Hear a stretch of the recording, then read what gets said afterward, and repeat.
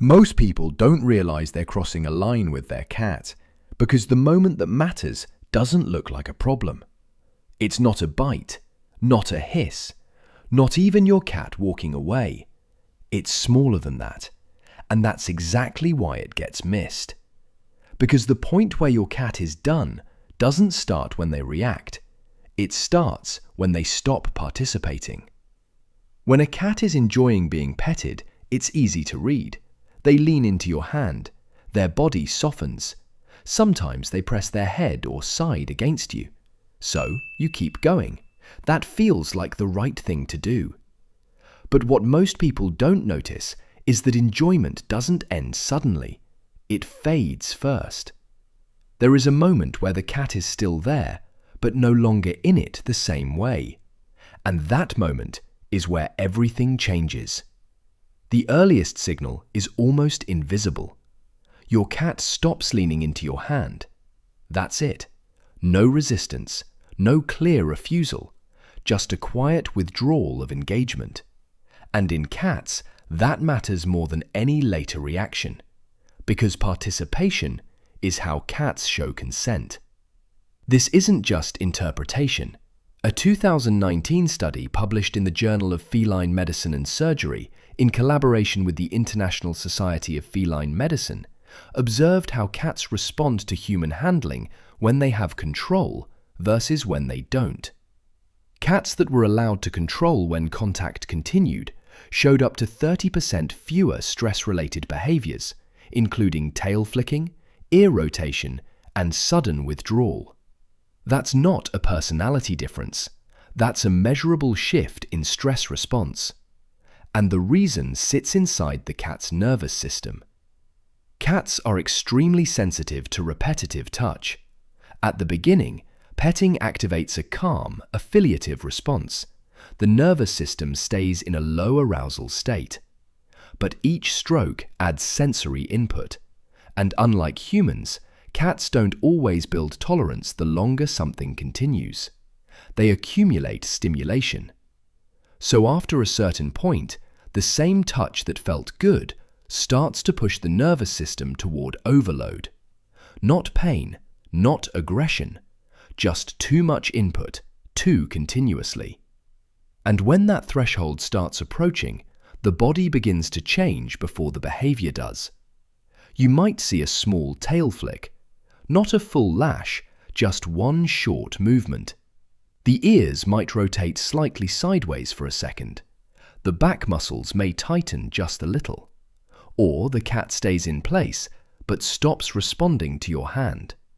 These are not random signals. They are early-stage indicators that the cat is mentally disengaging, even if it hasn't moved yet. So next time you're petting your cat, don't wait for them to leave to decide the moment is over. Watch for the exact point they stop leaning into your hand. Pause right there, just for a few seconds. What happens next usually tells you the truth of the interaction. Some cats will re-engage and lean back in, which means the contact is still welcome, and the pause reset the stimulation. Others will stay neutral or subtly turn away, which means they were already done, they just hadn't escalated yet. That one pause shows you where the real boundary is. And here's where most people misunderstand the entire thing. They think stopping earlier means less bonding. But in many cats, the opposite starts to happen. They stay longer over time, because they don't need to protect themselves from the interaction anymore. You may notice your cat coming back for a second round instead of ending the moment. You may notice them settling beside you again instead of leaving the room. You may notice they remain close, not because you held them there, but because they chose to stay. That is a completely different type of closeness. If your cat has ever bitten you out of nowhere, there's a good chance it didn't come out of nowhere at all. A 2021 clinical behavioral review from the American Association of Feline Practitioners found that what owners describe as sudden petting aggression is most often a late-stage response to accumulated overstimulation. In many documented cases, Early warning signals appeared seconds to over a minute before the bite, but were either too subtle or ignored entirely. By the time the bite happens, the nervous system is already past its threshold. The reaction isn't the start, it's the last step. And this is where it becomes more than just avoiding scratches, because repeated interactions like this teach your cat something very specific: whether or not their early signals matter. If you keep petting past that small shift, your cat may start adapting in quiet ways. Some cats begin leaving sooner, before the threshold builds.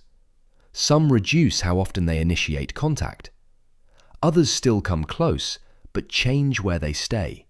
At your feet, at the edge of the bed, just out of reach. Not because they don't want closeness, but because they want control over how far it goes. That's why some cats get labeled as independent or not affectionate. But in many cases, what you're seeing isn't emotional distance, it's controlled distance. The cat still wants the interaction. It just doesn't trust how long it will stay comfortable. And there is one final layer that most people don't expect. Because even after you understand this shift, you can still get it wrong. Some owners become so careful that they start stopping too early. They pull away while the cat is still fully engaged. And that creates a different kind of tension. Now the interaction feels incomplete, not overwhelming, just cut short. The goal isn't to stop quickly, it's to stop accurately. If your cat is still leaning in, still soft, still engaged, that's not the moment to pull away. That's the moment to stay.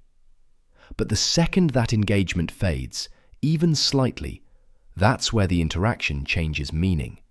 Because to your cat, this isn't about how long you pet them. It's about whether you notice when it changes. And when you start responding to that small shift, something important happens. Your cat doesn't need to escalate anymore. The tail doesn't have to flick harder. The body doesn't have to move away faster. The bite doesn't have to happen at all. Because the earlier signal already worked. And over time, that changes the relationship in a way that's easy to miss, but hard to reverse. Not louder, not more dramatic, just smoother, more predictable, more mutual. The moment your cat stops leaning in isn't a small detail inside the interaction. It's the exact point where trust is either respected or quietly worn down.